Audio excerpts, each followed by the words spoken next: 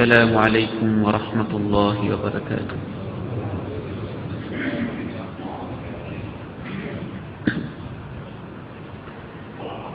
الحمد لله نحمده ونستعينه ونستغفره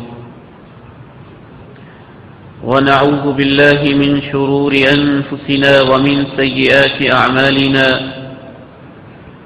أشهد أن لا إله إلا الله وحده لا شريك له، وأشهد أن محمدا عبده ورسوله وصفيه من خلقه وحبيبه،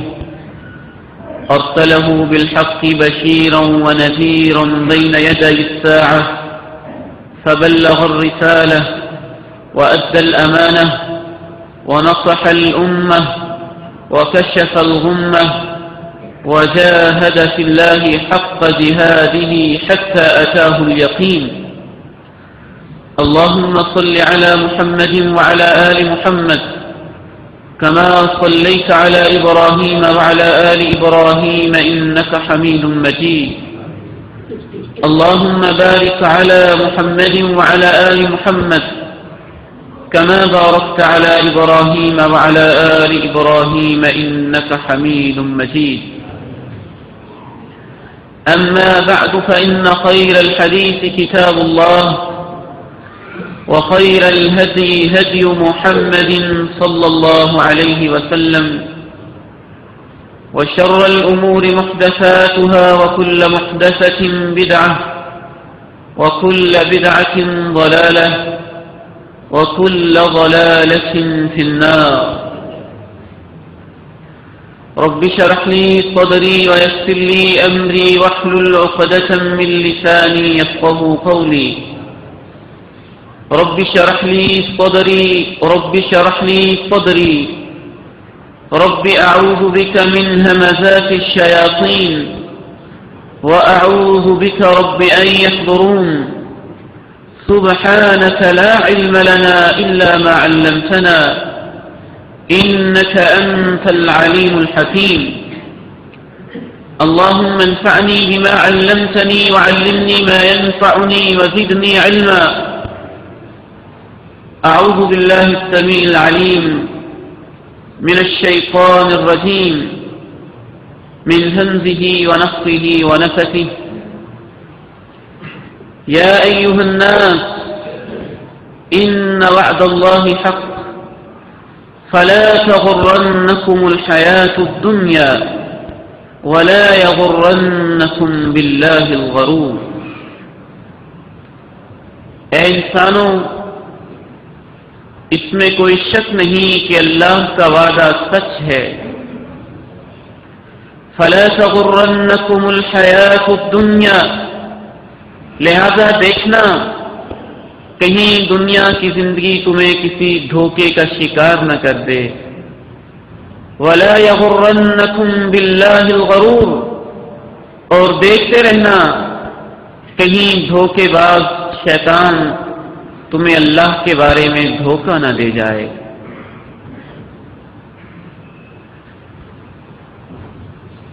انتہائی قابل قدر، قابل تکریم سفید ریش بزرگوں، معزز زندہ و تابندہ دل میرے نوجوان بھائیوں، حیا و عفت کی چادر میں لپٹی ہوئی ایمان والی بہنوں، تعریفیں اس اللہ وحدہ لا شریک، اس احکم الحاکمین، رب العالمین، مالک الملک، ذو الجلال والاکرام، الحی القیوم، البر الجواد، الکریم الرؤوف الرحیم، الرحمن العزیز، الغفور الشکور العلی الکبیر. اللہ وحدہ لا شریک کی ذات اقدس کے لیے ہیں جس نے مجھے اور آپ کو دنیا کی زندگی میں ایک امتحان کے لیے بھیجا ہے. بھیجنے سے پہلے اس نے ہمارا رزق، ہماری موت، ہماری زندگی، ہمارے اٹھنے، ہمارے بیٹھنے، ہمارے چلنے اور پھرنے کے فیصلے فرما دیے ہیں. گفتگو اس حوالے سے چل رہی تھی کہ شیطان انسان کو کس کس انداز میں دھوکہ دیتا ہے۔ ایک بہت بڑا اس کے دھوکہ دینے کا انداز جس میں مشرق و مغرب، شمال و جنوب کے تمام انسان آج مبتلا ہو چکے ہیں۔ انسان جب اس دنیا میں آنکھ کھولتا ہے وہ اپنے اوپر آسمان کی تنی ہوئی چھت کو دیکھتا ہے، زمین کے بچھے ہوئے فرش کو دیکھتا ہے، لہلہاتے ہوئے کھیت و کھلیان کو دیکھتا ہے، جگمگاتے اور ٹمٹماتے ہوئے ستاروں کو، چمکتے دمکتے سورج اور چاند کو اپنی آنکھوں سے دیکھتا ہے، تو شیطان اس کے کان میں آ کے اسے سبق سکھاتا ہے، کھول آنکھ، دنیا دیکھ، دنیا کی رنگینیاں دیکھ، یہاں کی مٹھاسیں، یہاں کی شیرینیاں، یہاں کی سرسبز و شاداب محفلیں، یہاں کی جوانی کی رعنائیاں، یہاں کے سونے اور چاندی کی چمک، روپے اور پیسے کی کھنک کو دیکھ، چاند اور سورج کی دمک کو دیکھ۔ شیطان اس سے آ کے کہتا ہے کہ اتنا خوبصورت آسمان، اتنی خوبصورت زمین، یہ خوبصورت گلاب کے پھول، چنبیلی کے پھول، یہ خوبصورت قسم کے پھل، یہ خوبصورت انسانی شکلیں، یہ خوبصورت اللہ کی بنائی ہوئی کائنات، یہ دریا اور یہ آبشاریں، یہ نہریں، یہ سمندر اور اس کے قطرے، یہ ریت اور اس کے ذرے، اتنی خوبصورت کائنات اللہ نے آخر تیرے لیے ہی تو بنائی ہے، تیری زندگی کے لیے بنائی ہے، اس کے مزے اٹھا، اس سے لطف اندوز ہو، اپنی زندگی اپنے من کے مطابق، اپنی مرضی کے مطابق گزارتا رہے، یہ جہان ہی تو تیرے لیے ہے، یہاں جو کچھ تو مزے اڑا لے گا تو اڑا لے گا، اگلے جہان کی فکر نہ کر، وہ کس نے دکھا، کس نے اسے دیکھا، کس نے اسے چکھا، جب وہ آئے گا تو دیکھی جائے گی۔ بابر بیش کوش، زندگی دوبارہ نہیں، بابر دنیا میں آیا ہے تو مزے اڑا، دوبارہ یہ زندگی ملنے والی نہیں ہے۔ شیطان سب سے بڑا جال جو انسان کو پھانسنے کے لیے پھینکتا ہے، سب سے بڑی وہ کنڈی جس کے ذریعے وہ انسانوں کو شکار کرتا ہے اور ان کو اپنا لقمہ اور نوالہ تر بنا کے نگل جاتا ہے۔ بڑے بڑے پرہیزگار، بڑے بڑے نیکوکار، بڑے بڑے عظیم قسم کے انسان بھی جس شکار کے اندر مبتلا ہو کے شیطان کے ہاتھوں میں پھنس جاتے ہیں اور شیطان کی زنجیروں کے اندر جکڑ لیے جاتے ہیں، وہ یہی دنیا کی رعنائیاں ہوتی ہیں۔ دنیا کے اندر انسان کو وہ اس طرح سے الجھا دیتا ہے کہ انسان کا اٹھنا، انسان کا بیٹھنا، انسان کا چلنا، انسان کا پھرنا، انسان کا سونا، انسان کا جاگنا، انسان کا بولنا، انسان کا خاموش ہونا، دنیا دنیا اور صرف دنیا کے لیے ہوتا ہے۔ میں سمجھتا ہوں پوری انسانی تاریخ کے اندر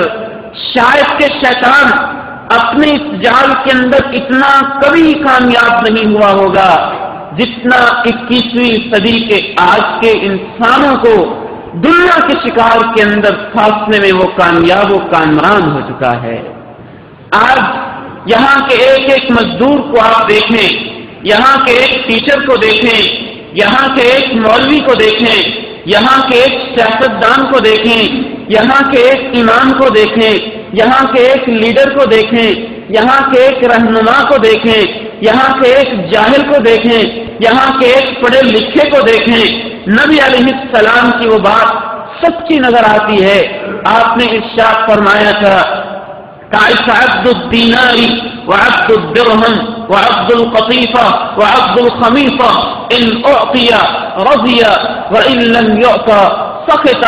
ستیاناش ہو جائے اس انسان کا جس نے پوجا کی تو دینار کی، جس نے پرستش کی تو روپے اور پیسے کی، جس نے پوجا کو چادر کو اور کپڑے کو، جس نے پوجا کو کوٹھی کو اور مکان کو، جس نے پوجا کو اپنے گھر کے اندر لگے ہوئے ماربل کو، اپنے اسٹیٹس کو، اپنی عزت کو، ان اوتیا رضیا، اگر دنیا مل گئی تو اللہ پہ راضی ہے، وَإِن لَّمْ يُؤْتَ، اگر دنیا نہ ملی سکتا تو اللہ کو بھی گالیاں دینے سے ایسا انسان باز نہیں آتا ہے۔ آپ نے کہا ایسے انسان کا ستیاناش ہو جائے۔ ایک حدیث میں آپ نے ارشاد فرمایا وہ انسان کیسا انسان ہے، حمار بالنہار جیفۃ باللیل،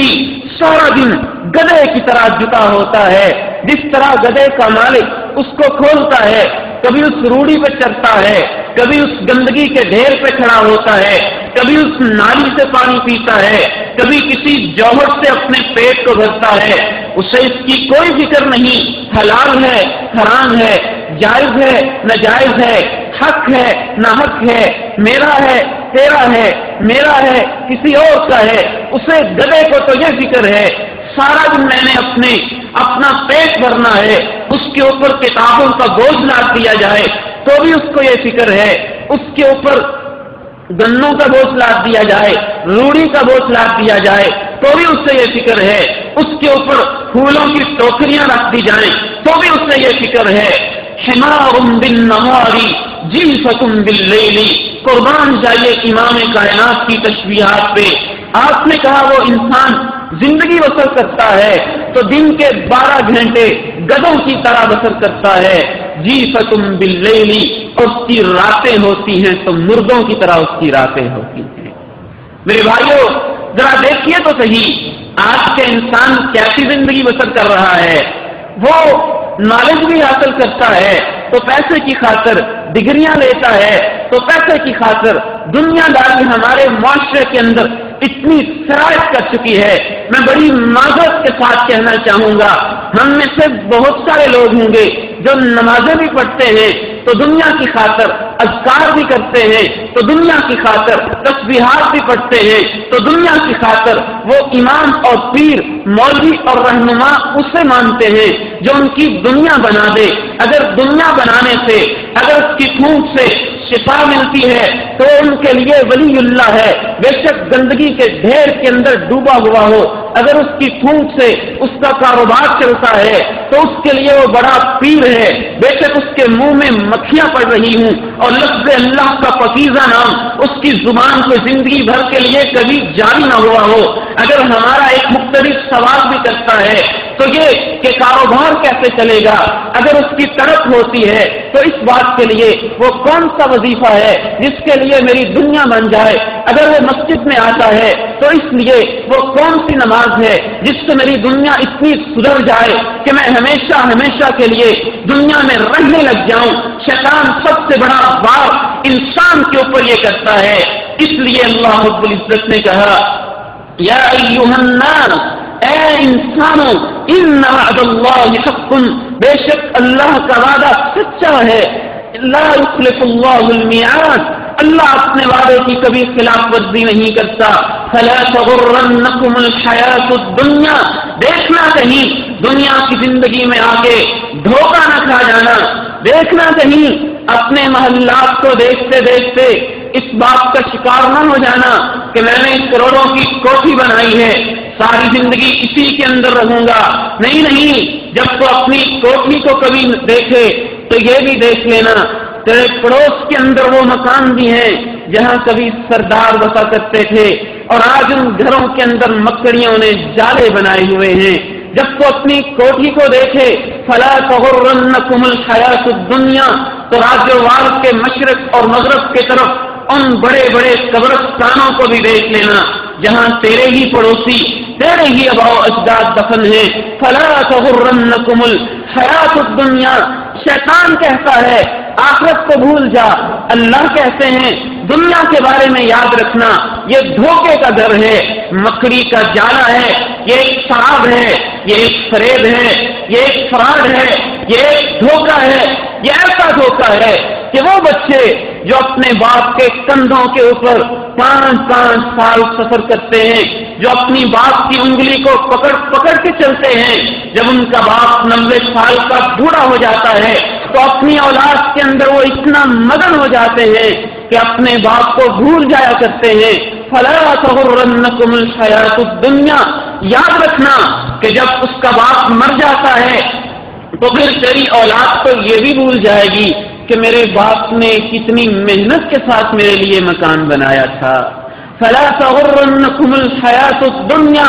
مرنے میں تھوڑا سا وقت لگتا ہے لیکن تو بعد میں مرے گا، بستر مرض پہ پڑے ہوئے، تیرا جنازہ بعد میں اٹھے گا، تجھے کفن بعد میں پہنایا جائے گا، تیرا جنازہ بعد میں پڑھا جائے گا، تجھے دفن بعد میں کیا جائے گا اور تجھے بھلا پہلے ہی دیا جائے گا۔ دیکھنا،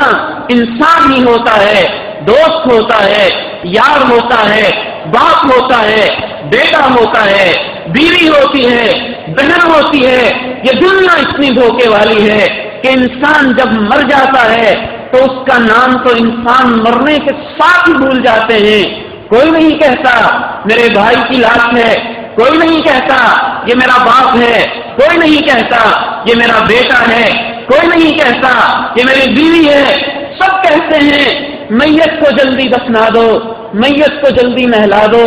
میت کو جلدی کفن دے دو، میت کو جلدی سے مسجد میں لے جاؤ، میت کے لیے جلدی سے قبر تیار کر دو۔ فلا تغرنکم الحیات الدنیا، یہ دنیا ایسا دھوکہ دیتی ہے۔ وہی بچے جو اپنی ماں کی گود کے اندر پلتے ہیں، وہی بچے جو پیشاب بھی اپنی ماں سے پوچھ کے کرتے ہیں، وہی بچے جو لیٹرین بھی اپنی ماں سے پوچھ کے جاتے ہیں، جب وہ جوان ہو جاتے ہیں کچھ دنیا کے اندر ایسے مگن ہو جاتے ہیں، جب ان کی اپنی بچوں کی مائیں ان کے گھروں میں دلہنیں بن کے آ جاتی ہیں، پھر وہ اپنی ماں کو فراموش کر دیا کرتے ہیں۔ میں کہتا ہوں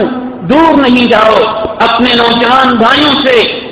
اپنی نوجوان بہنوں سے کہنا چاہتا ہوں، میں اپنے ان بھائیوں سے کہنا چاہتا ہوں جو دنیا میں اتنے مست ہیں، شیشے کے سامنے کھڑے ہوتے ہیں، کبھی اپنے بال کو سنوارتے ہیں، کبھی اپنے لباس کو دیکھتے ہیں، کبھی اپنے چہرے کا میک اپ کرتے ہیں، کبھی اپنے کاجل کو دیکھتے ہیں، کبھی اپنے سرمے کو دیکھتے ہیں، کبھی اپنی پلکوں کو دیکھتے ہیں، کبھی اپنی گاڑوں کو، کبھی اپنے ہونٹوں کو دیکھتے ہیں۔ دور نہیں جاؤ، مجھے اجازت دو تو میں آپ کو اتنا ہی کہنا چاہوں گا، ایک دن آئے گا اس مسجد کے اندر وہ بزرگ بیٹھے ہوئے ہیں جن کی جوانیاں اسی طرح سے گزری ہیں، آج ان کے چہروں پہ جھریاں بڑھ گئی ہیں، ان سے کہیں بابا جی شیشہ تو دیکھ لو، کہتے ہیں بیٹا میں نے شیشہ کیا دیکھنا ہے، نہیں نہیں دیکھو تو جوان ہی تھا، تیری ہی نوجوانیاں ہیں، یہ وہی چہرہ ہے جس کو تو سنوارا کرتا تھا، یہ وہی ہاتھ ہیں جو مظلوم کے اوپر اٹھا کرتے تھے، آج کہتا ہے مجھ سے پیالہ نہیں پکڑا جاتا، یہ وہی قدم ہیں جو شراب کی محفلوں کی طرف چل کے جایا کرتے تھے، آج کہتا ہے مسجد میں جانا چاہتا ہوں، پاؤں ساتھ نہیں دیتے ہیں، قوا مطمئن ہو گئے ہیں، زبان لڑکھڑاتی ہے، یہ وہی زبان ہے جو گالیاں دیتے ہوئے تھکتی نہیں تھی، آج اللہ کا ذکر بھی کرتا ہے تو کیا نہیں جاتا ہے۔ فلا تغرنکم الحیات الدنیا ولا یغرنکم باللہ الغرور، کہیں دنیا کی زندگی تمہیں دھوکے کا شکار نہ کر دے۔ بعض دفعہ تو شیطان انسان کے پاس آ کے اس سے یہاں تک کہتا ہے کہ دیکھ کوٹھی اللہ نے تجھے دی، مکان اللہ نے تجھے دیا، پراپرٹی تجھے دی، جائیداد تجھے دی، بینک بیلنس تجھے دیا، روپیہ پیسہ تجھے دیا، کروڑوں اربوں پتی تجھے بنایا، اولاد تجھے دی، بیوی تجھے دی، خاندان حسب و نسب، اسٹیٹس، جائیداد، منصب، اتھارٹی تجھے دی، سب کچھ تجھے دیا۔ اس کا مطلب ہے اللہ تجھ پہ راضی ہے، اگر تجھ پہ راضی نہ ہوتا تو تجھے دنیا کیوں دیتا؟ فرعون سے اس نے یہ کہا، فرعون تو اتنا بھولا، اتنا سمایا، اتنا بڑا ہوا کہ اس نے کہا نہیں نہیں رب تو میں خود ہی ہوں، هذه الانہار تجری من تحتی، دریا میرے ماتحت ہیں، سمندر میرے ماتحت ہیں، میں خود ہی رب ہوں۔ قارون کے پاس آیا، قارون سے اس نے کہا اللہ نے تجھے سب کچھ دیا ہے، اس نے کہا ہاں ہاں اپنے علم کے بوتے پر، اپنے ہنر کے بوتے پر مجھے سب کچھ دیا گیا ہے۔ اللہ سکھانا چاہتے ہیں کہ دنیا کو اللہ اسے بھی دیتے ہیں جس پہ خوش ہوتے ہیں، اور اسے بھی دیتے ہیں جس پہ ناراض ہوتے ہیں، اسے بھی دیتے ہیں جس پہ راضی ہوتے ہیں، اور اسے بھی دیتے ہیں جس پہ اتنا ناراض ہوتے ہیں۔ وآتيناه من الكنوز ما إن مفاتحه لتنوء بالعصبة أولي القوة. قارون کو ہم نے اتنے خزانے دیے کہ خزانے اٹھانے کے لیے، خزانوں کی چابیاں اٹھانے کے لیے 300 کچر کے اوپر اس کے خزانوں کی چابیاں لا دی جاتی تھیں. اس کے محلات کتنے بڑے ہوتے ہوں گے. وہ سمجھتا تھا کہ مجھ پہ اگر کوئی رب ہے بھی تو مجھ پہ خوش ہے، مجھ پہ راضی ہے، اس لیے مجھے اس نے دنیا دی ہے. لیکن جا رہا تھا فَخَسَفْنَا بِهِ وَبِدَارِهِ الْأَرْضَ. اللہ کہتے ہیں کہ ہم نے محلوں سمیت ہی اس کو زمین کے اندر دھنسا دیا تھا. شیطان آ کے یہ کہتا ہے، سورہ کہف اسی لیے ہر ہفتے پڑھی جاتی ہے تاکہ دنیا کے دھوکے کے اندر انسان مبتلا نہ ہو جائے. ذرا میرے ساتھ تلاوت تو کیجیے. وَاضْرِبْ لَهُمْ مَثَلَ الرَّجُلَيْنِ جَعَلْنَا لِأَحَدِهِمَا جَنَّتَيْنِ مِنْ أَعْنَابٍ وَحَفَظْنَاهُمَا بِنَخْلٍ وَجَعَلْنَا بَيْنَهُمَا زَرْعًا كِلْتَا الْجَنَّتَيْنِ آتَتْ أُكُلَهَا وَلَمْ تَظْلِم مِّنْهُ شَيْئًا وَفَجَّرْنَا خِلَالَهُمَا نَهَرًا. اے میرے حبیب صلی اللہ علیہ وسلم، ان انسانوں کو، دنیا کے مسافروں کو، دنیا کے دھوکے کا شکار ہونے والوں کے سامنے داستان تو بیان کرو. 2 بھائی تھے، دونوں ایک ہی باپ کے بیٹے تھے. باپ مر جاتا ہے، 16,000 ترکہ اور وراثت دونوں بھائیوں کے اندر تقسیم ہو جاتی ہے. ایک بھائی دنیا دار کافر نکلتا ہے، دوسرا بھائی مومن اللہ سے ڈرنے والا متقی پرہیزگار بن جاتا ہے. ایک بھائی 1000 سے زمین خریدتا ہے، دوسرا بھائی کہتا ہے یا اللہ میرے بھائی نے زمین خریدی ہے، میں 1000 سے تیری جنت کا ٹکڑا خریدنا چاہتا ہوں. ایک بھائی دوسرے 2000 سے اس زمین کے اوپر محل بناتا ہے. یہ کہتا ہے یا اللہ میری جیسی بھی کٹیا ہے میں اس کے اندر گزارا کرتا ہوں، میں 1000 تیری راہ میں دیتا ہوں اور تجھ سے جنت کے اندر محل کا قیامت کے دن مطالبہ کروں گا. یہ بھائی تیسرے 1000 سے اپنے گھر کے اندر بسانے کے لیے دلہن کو لے آتا ہے اور یہ کہتا ہے یا اللہ 1000 میں جنت کی حوروں کے معاوضے کے طور پہ دیتا ہوں. یہ 14,000 خرچ کرتا ہے، اس کے اوپر باغ بیل بوٹے اتنے خوبصورت انداز میں بناتا ہے. حفظناہما بنخل، چاروں کونوں کے اوپر خوبصورت قسم کے کھجور کے درخت لگا دیتا ہے. کھجور کے درختوں کے درمیان میں انگور کی بیلیں خوبصورت قسم کی سجا دیتا ہے. ادھر سے کھجور کے سرسبز و شاداب درخت ہوتے ہیں، کھجوروں کے گوشے ہوتے ہیں، درمیان میں انگوروں کی بیلیں ہوتے ہیں. چاروں طرف یہ منظر ہے، درمیان میں کھیتی لگا دیتا ہے. بالکل سینٹر کے اندر فجرنا خلالہما نہرا، اللہ کہتے ہیں ہم نہروں کو جاری کر دیتے ہیں کہ دیکھیں یہ میری نعمتوں کا کیسے شکریہ ادا کرتا ہے. وہ ادھر انویسٹمنٹ کر دیتا ہے، وہ اللہ کی راہ میں انویسٹمنٹ کرتا جاتا ہے. حالات ایسا پلٹا کھاتے ہیں کہ متقی انسان ایک دن آتا ہے غریب ہو جاتا ہے اور یہ انسان جو کافر تھا نہ شکرا تھا یہ امیر سے امیر ترین ہوتا جاتا ہے. وَكَانَ لَهُ ثَمَرٌ، صرف یہی نہیں کہ اس کی یہ پھل زمینیں اور جائیداد ہوتی ہے، اس کے لیے ثمرٌ، اس کے علاوہ دولت بھی ہوتی ہے، پیسہ بھی ہوتا ہے، طرح طرح کی اس کی اور پراپرٹیز بھی ہوتی ہیں. یہ بھائی غریب ہو جاتا ہے، ایک دن اپنے بھائی کے پاس جاتا ہے کہ مجھے آپ کی مدد کی ضرورت ہے. وہ اس سے کہتا ہے اور پرلے درجے کے مولوی، پرلے درجے کے بیوقوف، پرلے درجے کے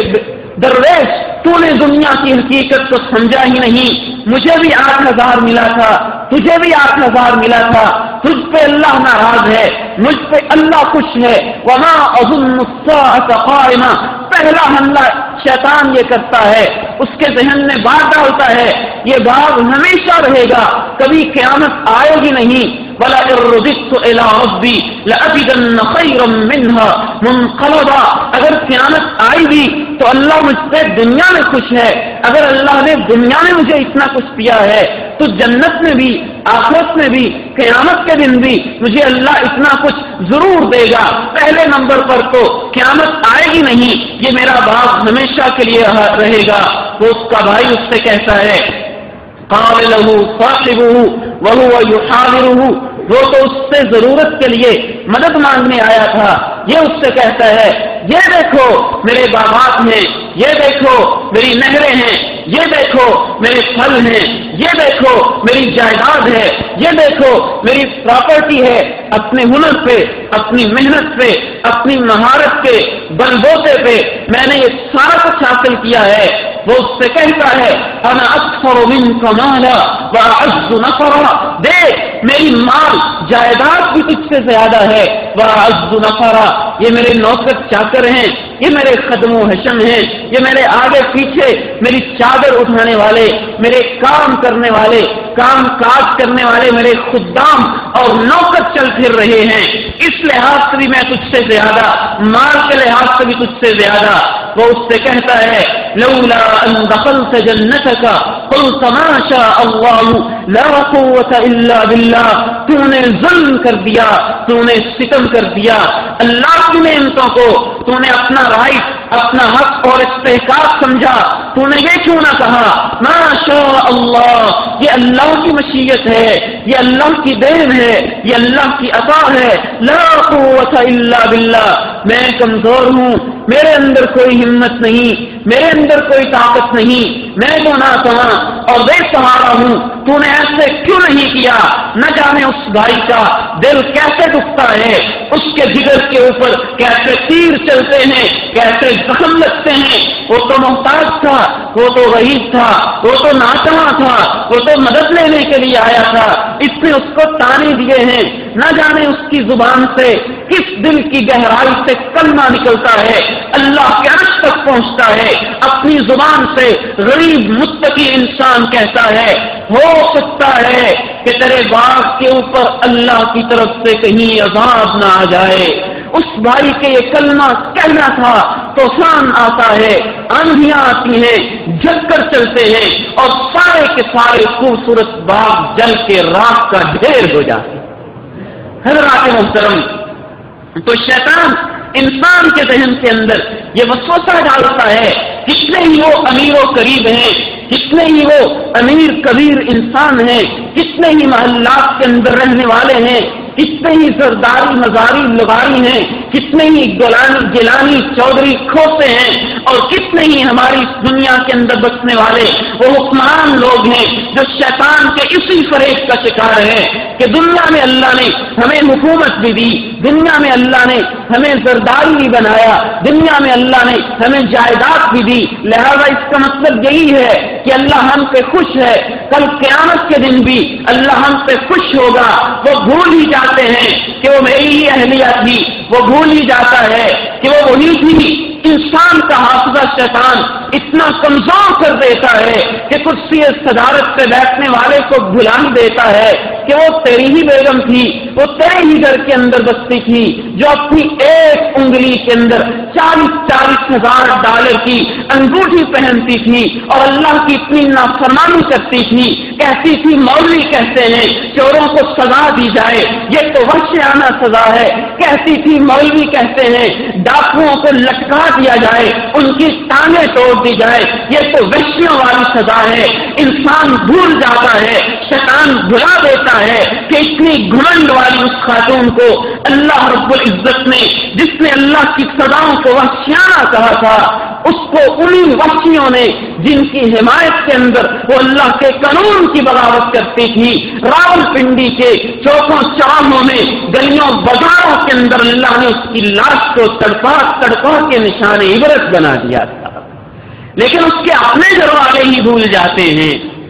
کہ دنیا کیسے دھوکہ دیتی ہے، دنیا کیسے فراق کے اندر مبتلا کرتی ہے۔ وہ خسرو پرویز جس نے دنیا کا سب سے بڑا محل بنایا تھا، جو اپنے محل کے اندر بیٹھتا تھا تو سبز قالین بچھے ہوتے، جو اپنے محل میں بیٹھتا تھا تو اس کے دائیں طرف سونے کا گھوڑا اس کا مجسمہ بنا ہوتا، اس کے بائیں طرف اونٹ چاندی کا مجسمہ بنا کے کھڑا کیا جاتا۔ وہ جب اپنے محل کے اندر داخل ہوتا تو جواہر یاقوت اور زمرد، موتی ہیرے اور لال، دو رویہ دونوں طرفوں بنا کے خوبصورت انداز میں نہروں کے انداز میں بنائے ہوتے، لوگ اس کے محل میں داخل ہوتے تو اسے سجدہ کر کے داخل ہوا کرتے تھے۔ شیطان نے بھلا ہی دیا تھا کہ خسرو پرویز یہی محل ہوگا، یہی تخت و تاج ہوگا، یہی تیرے انداز ہوں گے، اور تیرے بیٹے کے ہاتھوں تیری لاش اسی محل کے اندر تڑپتی رہے گی۔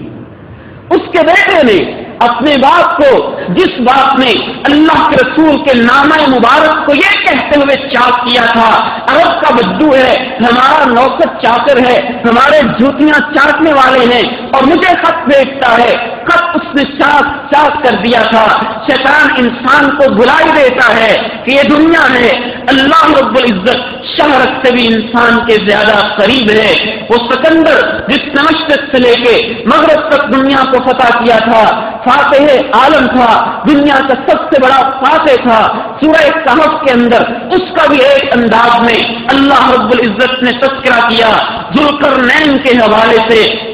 کہ اس کا تذکرہ کیجیے، مشرق سے چلا تھا، مغرب تک پہنچا تھا، ساری دنیا کی سیر کی تھی، راستے کے اندر اس کی موت کا فیصلہ ہو گیا تھا اور وہ اللہ سے کہہ رہا تھا یا اللہ مجھے اتنی مہلت دے دے کہ مجھے موت اپنی ماں کے پاس اپنے گھر میں جا کے آئے۔ اللہ نے کہا ساری دنیا کو تو نے فتح کر لیا ہے، لیکن میرا فیصلہ یہ ہے کہ تجھے موت صحرا میں آئے گی،